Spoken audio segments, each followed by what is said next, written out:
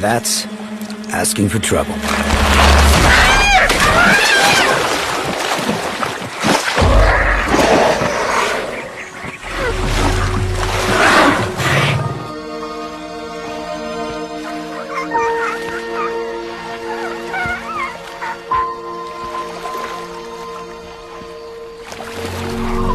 There are times when a mother needs her daughter's support.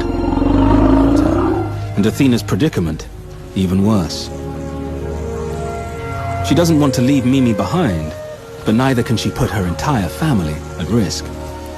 Athena knows that they've reached the last pool. Marla will never give up.